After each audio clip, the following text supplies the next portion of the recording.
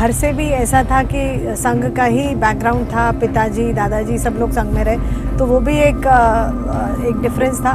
तो जाके एबीवीपी से मिले, हमारे छात्र हैं जो वो देश के बारे में, जो भारत के छात्र हैं वो ज़रूर सोचते हैं, वो राष्ट्र हित में सोचते भी हैं और उसको मानते भी हैं, और हम उसके रिजल्ट्स हम लगातार देख ही रहे हैं। चाहे उत्तराखंड में आप देखें तो विद्यार्थी परिषद के बहुत लोग जीत कर आए हैं, आप डीयू में देखिए तो वहाँ जीत कर आए हैं, वो इसका एक परिचय भी है। जैसे ही मेरी पत्रकारिता का कोर्स ख़त्म हुआ तो मैंने 2005 में एक राष्ट्रीय चैनल है, अभी भी है, तो वो ज्वाइन किया।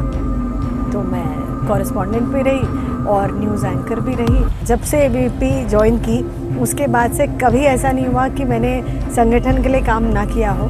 लगातार विद्यार्थी परिषद से लेकर और भारतीय जनता पार्टी अन्य को इस पर करते ही। तो हर एक कॉलेज में आपका परिचय होना, आपका संगठन का परिचय है वो ठीक है, विद्यार्थी परिषद हर कॉलेज में है वो ठीक है, लेकिन एज अ कैंडिडेट आपका खुद का कितना परिचय है वो भी बहुत महत्वपूर्ण था उस वक्त। आंदोलन अगर आप टीचर्स के खिलाफ कर रहे हैं तो विषय ये होता है कि आप टीचर्स को कितना बोल सकते हैं या कितना कह सकते हैं। तो एक मर्यादित रूप में हमने हमेशा अपने आंदोलनों को किया है, कभी किसी को पर्सनल तौर पे ह्यूमिलिएट नहीं किया, ऐसी चीज़ें कभी नहीं की। शायद ही बहुत चंद कुछ सिर्फ मवासे ख्वाल जिसको हम कहेंगे, या छोटे से हेमलेट जिसको हम कहेंगे विलेज, जहाँ पे 4 घर हैं या कुछ ऐसे सिर्फ वो होंगे जो शायद रोड से कनेक्टेड नहीं है। अदरवाइज़ अगर आप देखेंगे तो मोस्ट ऑफ द विलेजेस जो हैं वो सब आज रोड से कनेक्टेड है। तो आज जहाँ भी आप जाएंगे अपनी गाड़ी से आप जा सकते हैं। ये बहुत बड़ी उपलब्धि है उस क्षेत्र कि हम 2047 तक कैसे इस देश को एक विकसित देश में तब्दील करें, कैसे उसको बनाएं। महिलाओं के लिए जो 50% आबादी है इस प्रदेश की, इस देश की, उनको इतना प्रतिनिधित्व तो मिलना चाहिए कि जो थोड़ा बहुत डिसीजन मेकिंग है या जो ऐसी चीज़ें हैं वहाँ अगर उनकी हिस्सेदारी होगी तो मुझे लगता है कि और बेहतर तरीके से वो काम भी कर पाएंगी और आज कर भी रही हैं। जिन्होंने नारी शक्ति वंदन अधिनियम हमने पेश भी किया भारतीय जनता पार्टी ने, और उसको हमने पारित भी किया अपनी लोकसभा। देखिए 27 में हमें फिर से तीसरी बार हमें अपनी सरकार बनानी है, ये हमारा उद्देश्य है। पर्सनल उद्देश्य कुछ नहीं है, संगठन का उद्देश्य है कि फिर से भारतीय जनता पार्टी कैसे तीसरी बार और अच्छे बहुमत से जीत कर आएगी और कैसे हम पूरे उत्तराखंड में जीत कर आएंगे, ये हमारा उद्देश्य है। नमस्कार, मैं हूं अजीत काम्बोज और हर बार नई शख्सियत के साथ हम मुलाकात करते हैं, बात करते हैं, फिर वो चाहे राजनीतिक हो या फिर गैर राजनीतिक। लेकिन चुनावी मौसम उत्तराखंड में आने लगा है और इसको लेकर तमाम संगठनों की तैयारियां भी शुरू हो चुकी हैं।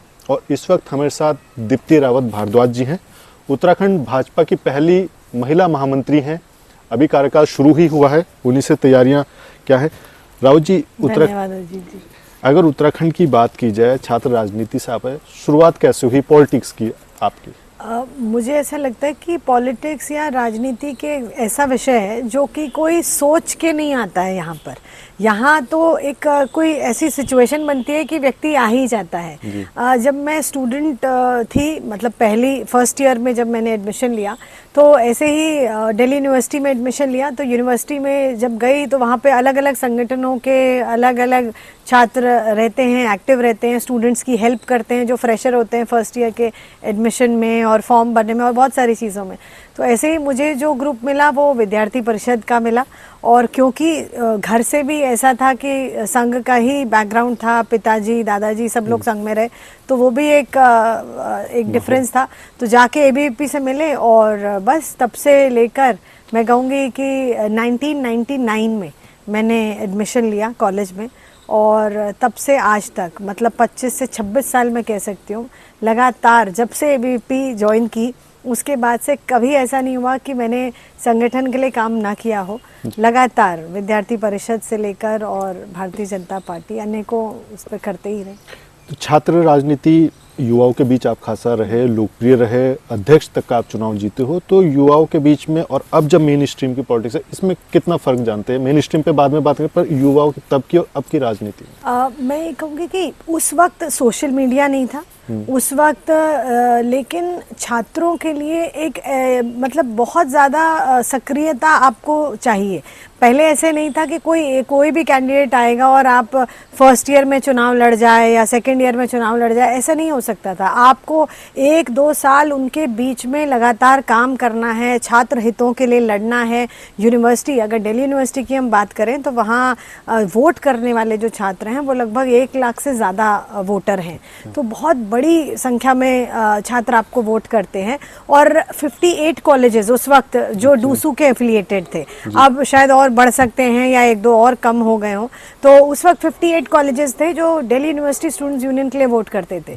तो हर एक कॉलेज में आपका परिचय होना, आपका संगठन का परिचय है वो ठीक है, विद्यार्थी परिषद हर कॉलेज में है वो ठीक है, लेकिन एज अ कैंडिडेट आपका खुद का कितना परिचय है वो भी बहुत महत्वपूर्ण था उस वक्त। तो गर्ल्स कॉलेजेस में जाना और सभी कॉलेजेस में विजिट करना, ये सब काम हमने पहले किया। और छात्र राजनीति यानी कि स्टूडेंट्स, बहुत सारे ऐसे भी हमारे ऊपर स्टेट वर्सेस हमारे केसेस लगे, और वो केस आज तक हम 2002 में जो हमारे पास थे वो आज तक हम उनको जा रहे थे, हियरिंग कर रहे थे। तो डर नहीं लगा जब केस लगने लगे छात्र राजनीति में और सीधे केस आप पर लग गए, तो उस पर कोई डर नहीं लगा ऐसा? देखिए, केसेस ऐसे थे कि कोई पर्सनल केसेस नहीं थे, ऐसे थे जो आंदोलन के केसेस थे। ऐसे थे जो हमारा एक जुबली हॉल हॉस्टल था, उसके लिए एक आंदोलन हुआ जिसमें वाइस चांसलर के पूरे हमने ऑफिस का घेराव किया, वहाँ कुछ तोड़फोड़ भी हुई बहुत सारे, क्योंकि छात्र आपके साथ रहते हैं। तो उस वक्त केसेस किस पे लगने थे, वो तो जो डूसू के ऑफिस बेरर थे, जो पदाधिकारी वगैरह होते हैं, उन पे तो लगते ही हैं। कोई ऐसा इंसिडेंट रावत जी जो आज तक आपने शेयर ना किया हो लेकिन आपको हो कि यार ये चीज उस वक्त बहुत मायने रखती थी? उस वक्त हम लोगों का सीधा, क्योंकि भाई दिल्ली में सरकार कांग्रेस की होती थी लगातार, तो हमारा ऐसा था कि बहुत समर्थन हमें सरकार के तौर पर या कभी ऐसे नहीं मिलता था। परिषद तो उस वक्त बड़े संघर्ष करके विद्यार्थी परिषद दिल्ली विश्वविद्यालय में जीता है, लेकिन पुलिस के साथ हमेशा हमारा एक वो ज़रूर रहता था, मतलब एक सामंजस्य भी थोड़ा बहुत रहता था, लेकिन हमने कभी बहुत ऐसी चीज़ें नहीं करी जो एक स्टूडेंट को नहीं करनी चाहिए। आंदोलन अगर आप टीचर्स के खिलाफ कर रहे हैं तो विषय ये होता है कि आप टीचर्स को कितना बोल सकते हैं या कितना कह सकते हैं, तो एक मर्यादित रूप में हमने हमेशा अपने आंदोलनों को किया है। कभी किसी को पर्सनल तौर पे ह्यूमिलिएट नहीं किया, ऐसी चीज़ें कभी नहीं की। तो आज तो काफ़ी चीज़ें आती है, हम भी सुनते हैं कि डूसू में ये हो गया, वो हो गया, नारेबाजी हो गई या विरोध हो गया, टीचर प्रोफेसर्स तक को वहाँ पर हाथापाई तक की नौबत आती है। ये क्या लगता है, बहुत चीज़ें बदल चुकी हैं इन 25 साल में? बहुत चीज़ें बदल चुकी हैं, टीचर्स भी बहुत बदल चुके हैं, मुझे लगता है उनका भी माइंडसेट अलग है, और आज छात्रों का माइंडसेट तो और ही बिल्कुल अलग हो चुका है। जेनजी का जो माइंडसेट है वो अलग है। लेकिन आज भी मैं कहूँगी जो हमारे छात्र हैं, जो वो देश के बारे में, जो भारत के छात्र हैं, वो ज़रूर सोचते हैं, वो राष्ट्र हित में सोचते भी हैं और उसको मानते भी हैं, और हम उसके रिजल्ट्स हम लगातार देख ही रहे हैं। चाहे उत्तराखंड में आप देखें तो विद्यार्थी परिषद के बहुत लोग जीत कर आए हैं, आप डीयू में देखिए तो वहाँ जीत कर आए हैं, वो इसका एक परिचय भी है। लेकिन जिस एक आंदोलन को याद करने की आप बात कर रहे थे, तो एक आंदोलन मुझे हमेशा याद रहता है। एक कॉन्वोकेशन था दिल्ली यूनिवर्सिटी का, और रोमिला थापर उस वक्त, मतलब हिस्टोरियन, वो काफ़ी रिनाउंड हिस्टोरियन थी और बहुत ही बिल्कुल कम्युनिस्ट माइंडसेट की वो रही हैं, हमेशा हैं। तो उनके खिलाफ हमको आंदोलन करना था उसमें जी। तो हमने कॉन्वोकेशन के अंदर बैठकर, हम खुद भी कार्ड लेकर अंदर गए और अलग अलग कुर्सियों पर हम लोग बैठे, और वहाँ फिर खड़े होके हमने आंदोलन वहीं शुरू किया। लेकिन उसमें भी हमें खूब मार पिटाई हुई, खूब हमारी भी उसमें चोट लगी थी, और थाने गए, वो तो सब होता ही है। तो इस तरीके के इंसिडेंट रहे। हाँ, काफ़ी इंसिडेंट। अच्छा राव जी, छात्र राजनीति में डूसू अध्यक्ष तक आप रहे, उसके बाद फिर मीडिया का अध्यक्ष का मैं चुनाव लड़ी जी, चुनाव हाँ, लड़े, चुनाव उसके लड़ी, बाद और मैं वहाँ के डूसू की सेक्रेटरी रही, जनरल सेक्रेटरी आप जीते। हाँ। उसके बाद मीडिया का चेहरा आप बने जी, फिर दोबारा पॉलिटिक्स में आए। तो ये मतलब क्या मन उधर से उठाता तब मीडिया का इन्वॉल्व हुआ, या मीडिया से उठाता तब दोबारा पॉलिटिक्स में गया? नहीं, ऐसा नहीं था। मैं हमेशा, मतलब जब डूसू का चुनाव लड़ी और उसके बाद पहले डूसू की सेक्रेटरी रही, फिर एक साल 2003 के गैप के बाद 2004 में फिर से चुनाव अध्यक्ष का लड़ी। तो इस वक्त तो शायद बहुत मारामारी रहती है कि हमको लड़ना है या ऐसा है। उस वक्त भी खैर रहती थी, ऐसा नहीं था, लेकिन इतनी नहीं थी। लेकिन हम क्योंकि मेरा कोई विचार नहीं था 2004 में लड़ने का, लेकिन संगठन ने बहुत कहकर कहा कि नहीं 4 में भी आप ही लड़ोगी, तो अध्यक्ष में लड़ी। लेकिन हम लोग वो थे कि हमको लगता था कि ये तो हमारा एक समाज सेवा है, ये तो विद्यार्थी परिषद है या विद्यार्थी जीवन है, स्टूडेंट पॉलिटिक्स है, लेकिन असलियत में आपको अपना कोई करियर ज़रूर करना है, चुनना पड़ता है। तो मैं 2004 में पत्रकारिता पढ़ रही थी। मैंने भारतीय विद्या भवन से पीजी डिप्लोमा भी किया और उसके बाद मास्टर्स भी किया जर्नलिज्म एंड मास कम्युनिकेशन में। तो मैं वो पढ़ रही थी 2004 में, तो उसी टाइम पे ये भी लड़ी यूनिवर्सिटी का, और मुझे खुद मन था कि मैं मीडिया में जाऊंगी। तो जैसे ही मेरी पत्रकारिता का कोर्स ख़त्म हुआ तो मैंने 2005 में एक राष्ट्रीय चैनल है, अभी भी है, तो वो ज्वाइन किया। तो मैं कॉरेस्पॉन्डेंट भी रही और न्यूज़ एंकर भी रही। लेकिन उसके बाद जब विधानसभा की बात आई तो क्योंकि जो मेरा अपना गांव है बीरोंखाल, उस क्षेत्र से मैं हमेशा से, क्योंकि हम जुड़े ही रहे, दादाजी हों, हमारे घर में पांचजन्य आता था। जब से शुरू हुआ ऑर्गेनाइज़र और पांचजन्य, तब से हमारे घर आता था। दिल्ली में दादाजी, दिल्ली में नौकरी थी उनकी राज्यसभा में, तो उनके पास आता था। पुराने वो जनसंघी थे, तो वो जो पांचजन्य था वो कभी रद्दी में नहीं बिका हमारे यहाँ, हमेशा उसको कलेक्ट किया जाता था। उसके बाद उसके बाद उसको बस से या जैसे भी, जो भी गांव से, मतलब दिल्ली से गांव जा रहा है, मैठाणा घाट मेरे गांव का मार्केट है बीरोंखाल में, तो मैठाणा घाट जा रहा है तो वो उस अखबार का जो बंडल है पांचजन्य का वो लेकर जाएगा। और वहाँ पर भी एक पुराने हमारे जनसंघी हैं जो पहले भारतीय जनता पार्टी के अध्यक्ष रहे मंडल के, मनबट सिंह रावत जी हैं, उनकी एक दुकान है वहाँ पर छोटी सी, तो उस दुकान पर वो पांचजन्य रहता था। और जितने संघ के लोग हैं और जो संघ के नहीं भी हैं, उस विचार को वहाँ तक पहुँचाना, कैसे पहुँचेगा, वो पांचजन्य वहाँ पहुँचता था और वो वहाँ से वो सर्कुलेट होता था, वहाँ से पढ़ते थे। तो हमेशा हमें गाँव में जाना, वहाँ से जुड़ा रहना, ये हमेशा से रहा हमारा, चाहे पिताजी हों, दादाजी हों, पापा की पढ़ाई भी वहीं से हुई। तो इसलिए सबका आग्रह एक रहा, क्योंकि हम लोग थे ही स्टूडेंट पॉलिटिक्स में, कि कैसे वहाँ से चुनाव लड़ने की जब बात आई तो हमको कहा कि बीरोंखाल से चुनाव लड़ना है। तो बहुत छोटा, मतलब मैं तो 25 इयर्स की थी उस वक्त, तब मैं चुनाव लड़ी 2007। चौबट्टा खाल विधानसभा तब क्या, जब आप चुनाव लड़े थे, तो मतलब फर्स्ट टाइम पब्लिक के बीच में आप ऐसे इन्वॉल्व हुए होंगे, युवाओं से सीधे पब्लिक में तो पहला इंटरेक्शन रहा होगा, तो उसमें क्या लगता है, क्योंकि आज भी ज़्यादा चेंजेस तो है नहीं वहाँ की वास्तु स्थिति में, अगर देखा जाए चौबट्टा खाल में, तब की में क्या दिक्कतें या किस तरह से आप पब्लिक के बीच पहुंची थी? हालांकि चुनाव के नतीजे जो भी रहे हो, लेकिन पब्लिक इंटरेक्शन रहा, क्या कुछ लगा आपको तब की स्थिति में? मैं ये देखती हूँ कि 2007 में, और अगर आज आप देखें, अब क्योंकि अब जो चुनाव आएगा वो 27 में आएगा, यानी 20 साल हो गए हैं उस बात को। तो 20 साल में अगर बीरोंखाल की आप स्थिति या चौबट्टा खाल की स्थिति को हम देखें तो उसमें ज़मीन आसमान का अंतर हुआ है।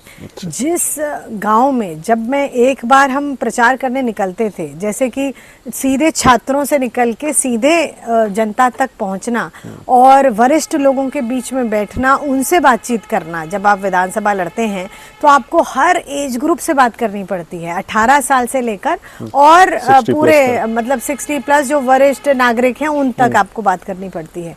तो वहाँ तक अपनी बात को पहुँचाना हमारे लिए कठिन तो था, लेकिन लोगों ने बहुत प्यार किया। और कई बार जब मैं बोलती थी और कहती थी कि भाई मैं यहीं की, मैं तो बेटी हूँ उस भूमि की, धरती की, तो माताएं बहनें जो थी वो कई बार उनकी आंखों में आंसू भी आ जाते थे सुनकर, और बड़ी इमोशनल कनेक्ट मेरा उस क्षेत्र से हमेशा रहा है। तो लेकिन आज की अगर हम स्थिति वहाँ देखें तो जिन गाँवों में हम एक बार जाते थे और हम 3 दिन बाद दोबारा सड़क पे लौटते थे, क्योंकि अगर आप एक बार गए, आप कोलागाड़ एक क्षेत्र है वहाँ पोखड़ा में, अगर आप जाएंगे तो पैदल मूवमेंट आपको 2 दिन आपको लगातार, हम जैसे एक गांव से दूसरे गांव पूरे दिन हम जा रहे हैं, उसके बाद रात्रि विश्राम भी एक गांव में है, फिर अगले दिन फिर पैदल पूरा रास्ता है, पूरे गांव में भ्रमण करते हुए हम अगले दिन रात तक नीचे सड़क पर आप पहुंचेंगे। तो ऐसे 2 दिन 3 दिन कई बार इतना लंबा हमारा पैदल यात्रा हो जाती थी। लेकिन आज अगर आप जाएंगे तो कोई शायद ही बहुत चंद कुछ सिर्फ मवासे ख्वाल जिसको हम कहेंगे, या छोटे से हेमलेट जिसको हम कहेंगे विलेज, जहाँ पे 4 घर हैं या कुछ ऐसे ऐसे, सिर्फ वो होंगे जो शायद रोड से कनेक्टेड नहीं है। अदरवाइज अगर आप देखेंगे तो मोस्ट ऑफ द विलेजेस जो हैं वो सब आज रोड से कनेक्टेड हैं। तो आज जहाँ भी आप जाएंगे अपनी गाड़ी से आप जा सकते हैं। ये बहुत बड़ी उपलब्धि है इस क्षेत्र के। लेकिन आप इतनी चीज़ें बता रहे हो, पर पलायन आज भी जस का तस ही है। हर साल सवाल होता है। पौड़ी की अगर बात की जाए, जहाँ से आप बिलोंग करते हैं, तो पौड़ी में क्या स्थिति है? और आप बता रहे हो कनेक्टिविटी बेहतर हो गई, घर घर तक सड़क पहुँच चुकी है, लेकिन फिर भी पलायन जारी है। सिर्फ रोड के कारण वहाँ पर लोग रुक जाएंगे या पलायन नहीं करेंगे, ऐसा नहीं है। और पलायन की जो स्थिति है वो पलायन केवल, मैं उसको हमेशा कहती हूँ कि पलायन को केवल नेगेटिव नहीं लेना चाहिए। जो भी प्रोग्रेस करेगा, जो भी आगे जाएगा, वो पलायन ज़रूर करेगा। मतलब ऐसा नहीं है कि नहीं होगा, लेकिन हम अच्छी अपॉर्चुनिटीज़, लेकिन मजबूरी में कोई पलायन ना करे। किसी को मजबूरन गांव से निकल के ना जाना पड़े कि गांव में उसको कुछ नहीं मिल रहा है, या वो कुछ नहीं कमा पा रहा है, या उतनी व्यवस्थाएं, ना वो अपने बच्चों के लिए शादी ठीक से कर पा रहा है, ना कुछ। ऐसी अगर स्थिति है तो ऐसे में गांव में इतनी उसे व्यवस्थाएं मिलनी चाहिए, इतनी अपॉर्चुनिटी सरकार उसे आज दे भी रही है, वो सारी अपॉर्चुनिटीज़ की उसको मजबूरी में पलायन ना करना पड़े। लेकिन जिसको आईआईटी में पढ़ना है, जिसको आईआईएम में पढ़ना है, जो क्वालिफाई हो गए हैं बच्चे, वो तो निकलेंगे, वो तो जाएंगे आईआईटी, वो तो आईआईएम जाएंगे। तो उसको हम एक पॉजिटिव पलायन कह सकते हैं।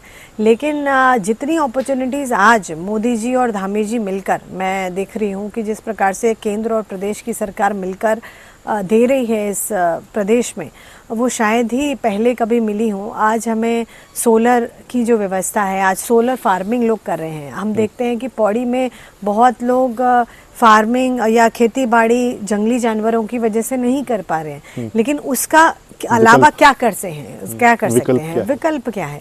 तो उसका विकल्प ये है कि आप सोलर फार्मिंग कर सकते हैं, आप फिशरीज कर सकते हैं, आप पशुपालन कर सकते हैं, और आप ऑर्गेनिक फार्मिंग कर सकते हैं। क्योंकि ऑर्गेनिक फार्मिंग में जो है वो जंगली जानवर उसको नुकसान भी नहीं पहुंचाते हैं। अगर आप हल्दी उगाते हैं, अगर आप तुलसी उगाते हैं, आप एलोवेरा उगाते हैं, इस तरीके की बहुत सारे मेडिसिनल प्लांट्स हैं, इनकी अगर आप करते हैं खेती, तो नहीं है, बागवानी आप कर सकते हैं। ऐसे बहुत अपॉर्चुनिटीज़ आज लोगों को मिल रही है। होम स्टे को बहुत बढ़ावा मिल रहा है। और आज टूरिज़्म अगर हम उत्तराखंड में देखें तो वो चरम पर है। वो सारे लोग जो, अगर आप देखें, दुनिया में हैं, देश में हैं, दुनिया में मैं इसलिए कह रही हूँ कि अगर आप दुनिया की योग कैपिटल देखेंगे तो वो ऋषिकेश को माना जाता है। उसमें स्वर्ग आश्रम भी आता है जो पौड़ी का हिस्सा है। तो ये सब आप देखेंगे तो वो उत्तराखंड तो एक बहुत बड़ी एक पर्यटन स्थल है देश के लिए भी, एनसीआर के लिए भी। तो उसको भी बढ़ावा देने की पूरी मदद सरकार की तरफ से हो रही है और हमारे लोग कर भी रहे हैं। आपने इतनी चीज़ें बता दी हैं कि ऐसा हो रहा है, वैसा हो रहा है, लेकिन फिर भी समस्याएं जस की तैसे, चाहे विपक्ष की बात हो या पब्लिक भी कई बार सामने सड़कों पर उतरती है कि कई तरह की दिक्कतें हो रही हैं। लगता है कि पब्लिक तक मैसेज नहीं पहुंच पा रहा है चीज़ों का, है ऐसी कुछ स्थिति? नहीं, ऐसा मुझे लगता है कि ऐसा नहीं है। ऐसा है, समस्याएं जो होती हैं और जो विकास है, विकास जो है वो निरंतर प्रक्रिया है। ऐसा है नहीं कि कभी कोई विकास किसी भी देश में, पूरे विश्व में अगर आप देखें तो कोई भी देश ऐसा नहीं है, जो विकसित देश भी जो हैं वो भी ऐसे नहीं है जहां बिल्कुल पूरा विकास हो गया हो 100%। वहां भी विकास की गुंजाइश है। आज बिल्डिंग बनी है तो कल कुछ और बनना है, और फिर रोड बनना है, कुछ और, बहुत सारे विकास है। तो ऐसा ही हमारा जो प्रदेश है, हमारा जो देश है, ये तो आज विकासशील देश है। हमारी तो ये प्रतिज्ञा है आज प्रधानमंत्री जी की कि हम 2047 तक कैसे इस देश को एक विकसित देश में तब्दील करें, कैसे उसको बनाएं। तो मुझे लगता है कि विकास के कार्य तो निरंतर हैं, और जो समस्याएं हैं वो यही हैं कि आप ये देखें कि हमारा जब हमें प्रदेश मिला इस 2000 में, आज हम रजत जयंती उसकी मना रहे हैं इस साल, 25 साल हमने पूरे किए हैं। तो इस युवा प्रदेश में जो 25 साल का है अभी, उसने 2000 से लेके 2025 तक 25 सालों में कितना विकास किया है वो हमें साफ साफ दिखता है कितनी यूनिवर्सिटीज़ हमारे यहाँ खुली हैं, कैसे एजुकेशनल हब आज उत्तराखंड बना है, कैसे यहाँ एम्स बना है, कैसे यहाँ हमारे हेल्थ सेंटर्स जिनकी हम आज बहुत सारी जगह, कुछ जगह हम चौखुटिया देखें या कहीं देखें वहाँ हमें समस्याएं स्वास्थ्य केंद्रों पर दिखती हैं, लेकिन आप 2000 से पहले देखिए या आज से कुछ साल पहले ही देखिए तो क्या स्थिति थी। उनसे कहीं बेहतर स्थिति में आज हम इस प्रदेश में हैं। लेकिन क्योंकि हम हर चीज़ सरकार को ब्लेम नहीं कर सकते हैं, कुछ चीज़ें सामाजिक भी होती हैं। अगर हमने मन में ठानी ही है कि हमें केवल यहाँ से जाना ही है, हमें 15,000 की नौकरी केवल नीचे जाके करनी ही है, जबकि हम अपने घर में बैठे हुए भी अच्छे से हमारी इतनी 15-20 हज़ार की आमदनी आराम से हो सकती है, जिसमें कि हमारे जेब से कुछ नहीं लगने वाला है, ना हमें वहाँ किराया देना है, ना हमें वहाँ कोई ट्रैवल अलाउंस है, ना कोई खाना पीना बाहर से खरीदना है, खर्चा कुछ नहीं है, लेकिन इतनी आमदनी हम आराम से कर सकते हैं। तो इस तरीके के अगर हम ऐसा सोचते हैं तो हमें खुद में भी बदलाव करना पड़ेगा। मुझे लगता है ताली केवल एक हाथ से नहीं बजती है, दोनों तरफ से बजती है, इसलिए समाज को भी और सरकार को भी मिलकर जब काम करेंगे तभी उत्तराखंड का विकास होगा। अच्छा राव जी, प्रदेश महामंत्री, पहली महिला महामंत्री आपको नियुक्त किया गया है, क्या लगता है अपॉर्चुनिटी है ये, और किस तरह का आप इसको ग्राउंड पर उतारने की तैयारी कर रही हैं? मुझे ऐसा लगता है कि अपॉर्चुनिटी तो है ही, चैलेंजेस भी बहुत सारे होते हैं, लेकिन चैलेंज को अपॉर्चुनिटी के तौर पर लेना ये हमारा एक काम है। और मुझे लगता है कि महिलाओं के लिए जो 50% आबादी है इस प्रदेश की, इस देश की, उनको इतना प्रतिनिधित्व तो मिलना चाहिए कि जो थोड़ा बहुत डिसीजन मेकिंग है या जो ऐसी चीज़ें हैं वहाँ अगर उनकी हिस्सेदारी होगी तो मुझे लगता है कि और बेहतर तरीके से वो काम भी कर पाएंगी और आज कर भी रही हैं। उनको वो मौका भी मिलेगा, राजनीतिक तौर पे मौका मिलेगा, सामाजिक तौर पर मौका मिलेगा। आज आर्थिक स्थिति महिलाओं की सब कुछ बेहतर हो रही है, तो ये इसीलिए हो रही है क्योंकि आज सरकारें और हमारा संगठन भारतीय जनता पार्टी महिलाओं को एक अच्छी मतलब अपॉर्चुनिटी देने के लिए तैयार है। और ये अपॉर्चुनिटी ऐसी है कि अगर हम अच्छा, सिर्फ एक व्यक्ति के लिए नहीं है, ये केवल मेरे लिए नहीं है, आने वाली महिलाओं के लिए भी है कि वो बहुत अच्छा, उनके लिए भी एक अच्छी अपॉर्चुनिटी है। आप बोल रहे हो आपसे शुरू होकर आने वाली महिला, लगता नहीं कि 25 साल ज़्यादा वक्त हो गया एक महिला को, इस केवल दीप्ति रावत नहीं, किसी भी महिला को इस पद तक पहुंचने सबसे बड़ा पद माना जाता है संगठन स्तर पर, ये उत्तराखंड के लिहाज से लगता नहीं 25 साल लग गए, लंबा वक्त हो गया? नहीं, मुझे बेटर लेट देन नेवर, मैं तो यही कहूँगी। कुछ ऐसा नहीं है, लेकिन क्योंकि हर चीज़ को संघर्ष करते हुए आती है। आप देखिए ना कि अगर हम नारी शक्ति वंदन अधिनियम की बात करें तो वो 30 साल से 3 दशक हो गए उस बिल को लटके हुए, लेकिन उसको किसी ने पास करने की हिम्मत नहीं करी। सब लोग बोलते रहे, हर पॉलिटिकल पार्टी सिर्फ कहती रही, कांग्रेस सिर्फ बोलती रही, बाकी भी बोलते रहे, लेकिन कभी उसको कैसे वो पारित होगा हमारी पार्लियामेंट में, उसकी कोशिश किसी ने नहीं करी। सचमुच अगर जो करने वाला व्यक्ति है वो आज हमारे प्रधानमंत्री जी हैं, मोदी जी हैं, जिन्होंने नारी शक्ति वंदन अधिनियम हमने पेश भी किया भारतीय जनता पार्टी ने, और उसको हमने पारित भी किया अपनी लोकसभा में और राज्यसभा में। तो मुझे लगता है कि ये हमारे लिए एक बड़ी उपलब्धि है। ऐसे ही संगठन में भी प्रमुख पदों पे महिलाएं आज हैं। आज हमारी मुख्यमंत्री महिलाएं हैं, हमारी उप मुख्यमंत्री महिलाएं हैं, हमारे कई ऐसे दायित्वों में महिलाएं हैं। तो महिला लीडरशिप कैसे आगे बढ़े, इसके लिए भारतीय जनता पार्टी पूरी तरह से प्रतिबद्ध है। महिलाओं की आप बात कर रही हैं, लेकिन उत्तराखंड की अगर बात की जाए तो सरकार की थोड़ी सी अगर बात करें, बार बार ये आता है कि मंत्री बनेंगे। आज भी एक केवल क्या झुंझुना है या अंगूर खट्टे वाली जो चलती हैं चीज़ें, वो साबित हो रही है? नहीं, उत्तराखंड में ये तो मुख्यमंत्री जी का निर्णय है। आप संगठन में हैं, महामंत्री पद आप संभाले, कुछ चर्चा होती है इस तरह की, मतलब कि भाई करना है या नहीं करना है, क्या है? नहीं, देखिए, ये चर्चाएं संगठन की नहीं है, ये तो सरकार की चर्चा है, सरकार की है। बनेगा तो संगठन के स्तर से जो भी जाएगा, हाँ, जो भी होगा, मुझे लगता है कि आपस में सामंजस्य करके जैसा होगा वो जल्दी होगा, आपको पता भी लग जाएगा। अच्छा, मतलब अभी खाली है, बस होना है। अब देखते हैं, अब अध्यक्ष जी से पूछिए कब होना है। अच्छा, दूसरी बात, अगर आपकी बात करें, दीप्ति रावत का क्या प्लान है? केवल महामंत्री संगठन या आगे पॉलिटिक्स? अब 27 का चुनाव नजदीक है, क्या तैयारी है? देखिए, 27 में हमें फिर से तीसरी बार हमें अपनी सरकार बनानी है, ये हमारा उद्देश्य है। पर्सनल उद्देश्य कुछ नहीं है, संगठन का उद्देश्य है कि फिर से भारतीय जनता पार्टी कैसे तीसरी बार और अच्छे बहुमत से जीत कर आएगी और कैसे हम पूरे उत्तराखंड में जीत कर आएंगे, ये हमारा उद्देश्य है, ये मेरा उद्देश्य। दीप्ति रावत जब महामंत्री की कुर्सी पर बैठी तो कुछ तो दिमाग में माइंडसेट रहा होगा कि केवल संगठन को विस्तार देना है या अपना भी कुछ चीजें लेके चलनी है चुनाव से संबंधित। देखिए, जब आपको जो काम दिया जाता है भारतीय जनता पार्टी में, केवल आपको वही करना पड़ता है। आज हमारे पास संगठन का दायित्व है, संगठन को बढ़ाने का दायित्व है, तो हम केवल वही करेंगे। जिन्होंने संगठन का दायित्व की चिंता करी है वही देखेंगे। अगर आगे उनको कुछ लगेगा कि कुछ और ऐसा मौका दीप्ति रावत को मिलना चाहिए तो वो देखेंगे, वो सोचेंगे। नहीं, चौबट्टा खाल आप चुनाव लड़े थे, उसके बाद गैप रहा। अब संगठन में आप हो, सब चीज़ें आप देख रहे हो, चुनाव जब होगा तो सब मीटिंग्स में भी आप अटेंड करोगे, तमाम चीज़ें होंगी, तो क्या कहीं से मन नहीं है कि वापस चौबट्टा खाल से चुनाव लड़ा जाए या किसी और सीट का प्रतिनिधित्व किया, कुछ ऐसा मन में हो? देखिए, अभी तो ऐसा कुछ नहीं है क्योंकि चुनाव में बहुत लंबा समय है। अभी तो केवल यही है कि बहुत सारे अभियान पार्टी के हैं। अभी वंदे मातरम जो @150 का अभियान था, जो 150 साल वंदे मातरम को संपूर्ण हुए, सरदार पटेल जी को था कि सरदार @150, तो वंदे मातरम का दायित्व मेरे पास था। पूरे प्रदेश भर में हमने शिक्षा मंत्रालय से भी बात करके, शिक्षा मंत्री जी से भी बात करके, हायर एजुकेशन और सभी जगह, और हमारे संगठन ने जितने हमारे जो निगम हैं, जो जिला पंचायत हैं, जो नगर पालिकाएँ हैं, सभी जगह इस कार्यक्रम को कराया। लगभग 24,000 से ज़्यादा स्थानों पे ये कार्यक्रम हुआ पूरे उत्तराखंड में। तो ये हमारे लिए बड़ी बात थी। ऐसे कई अभियान हमारे अभी हैं और पाइपलाइन में, संगठन विस्तार पाइपलाइन में है कि कैसे हम बूथ स्तर तक का हमारा जो संगठन है, कहाँ कहाँ कमज़ोर है उसको और मजबूत करना, उसको पूरी जो हमारी 11 लोगों की बूथ कमेटी है उसको बनाना हर एक विधानसभा में, ये अभी उद्देश्य रहेगा। देखते हैं जहाँ जहाँ जो जो दायित्व अभियान मिलेंगे उनको पूरा करना अभी उद्देश्य है।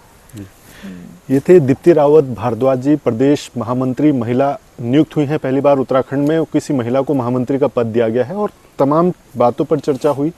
छात्र राजनीति से मुख्य धारा की राजनीति में और महामंत्री के पद तक ये पहुंची हैं। चुनाव एक बार लड़ चुके हैं विधानसभा का, आगे के क्या पत्ते हैं वो अभी रावत जी ने नहीं खोले हैं क्योंकि चुनाव में वक्त, इन्होंने बताया कि अभी वक्त है। लेकिन जिस तरह की तैयारियां उत्तराखंड प्रदेश में शुरू हो चुकी हैं, 1 साल के लगभग का वक्त बचा है आगामी विधानसभा चुनाव में।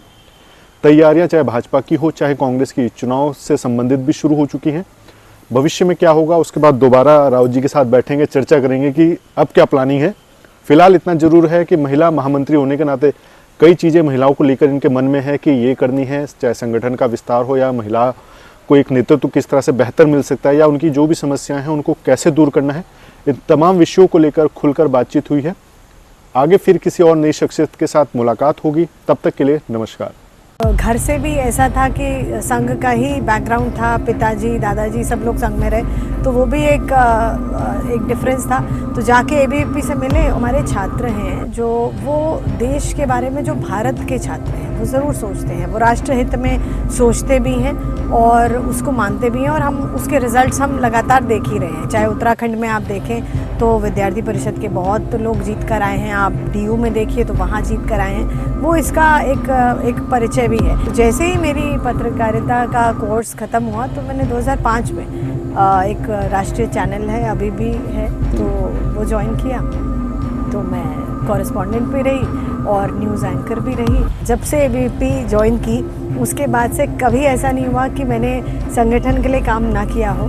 लगातार विद्यार्थी परिषद से लेकर और भारतीय जनता पार्टी अनेकों इस पर करते ही। तो हर एक कॉलेज में आपका परिचय होना, आपका संगठन का परिचय है वो ठीक है, विद्यार्थी परिषद हर कॉलेज में है वो ठीक है, लेकिन एज अ कैंडिडेट आपका खुद का कितना परिचय है वो भी बहुत महत्वपूर्ण था उस वक्त। आंदोलन अगर आप टीचर्स के खिलाफ कर रहे हैं तो विषय ये होता है कि आप टीचर्स को कितना बोल सकते हैं या कितना कह सकते हैं। तो एक मर्यादित रूप में हमने हमेशा अपने आंदोलनों को किया है, कभी किसी को पर्सनल तौर पे ह्यूमिलिएट नहीं किया, ऐसी चीज़ें कभी नहीं की। शायद ही बहुत चंद कुछ सिर्फ मवासे ख्वाल जिसको हम कहेंगे, या छोटे से हेमलेट जिसको हम कहेंगे, विलेज जहाँ पे 4 घर हैं या कुछ ऐसे सिर्फ वो होंगे जो शायद रोड से कनेक्टेड नहीं है। अदरवाइज़ अगर आप देखेंगे तो मोस्ट ऑफ द विलेजेस जो हैं वो सब आज रोड से कनेक्टेड हैं, तो आज जहाँ भी आप जाएंगे अपनी गाड़ी से आप जा सकते हैं। ये बहुत बड़ी उपलब्धि है उस क्षेत्र कि हम 2047 तक कैसे इस देश को एक विकसित देश में तब्दील करें, कैसे उसको बनाएं। महिलाओं के लिए जो 50% आबादी है इस प्रदेश की, इस देश की, उनको इतना प्रतिनिधित्व तो मिलना चाहिए कि जो थोड़ा बहुत डिसीजन मेकिंग है या जो ऐसी चीज़ें हैं वहाँ अगर उनकी हिस्सेदारी होगी तो मुझे लगता है कि और बेहतर तरीके से वो काम भी कर पाएंगी और आज कर भी रही हैं। जिन्होंने नारी शक्ति वंदन अधिनियम हमने पेश भी किया भारतीय जनता पार्टी ने, और उसको हमने पारित भी किया अपनी लोकसभा में। देखिए 27 में हमें फिर से तीसरी बार हमें अपनी सरकार बनानी है, ये हमारा उद्देश्य है। पर्सनल उद्देश्य कुछ नहीं है, संगठन का उद्देश्य है कि फिर से भारतीय जनता पार्टी कैसे तीसरी बार और अच्छे बहुमत से जीत कर आएगी और कैसे हम पूरे उत्तराखंड में जीत कर आएंगे, ये हमारा उद्देश्य है।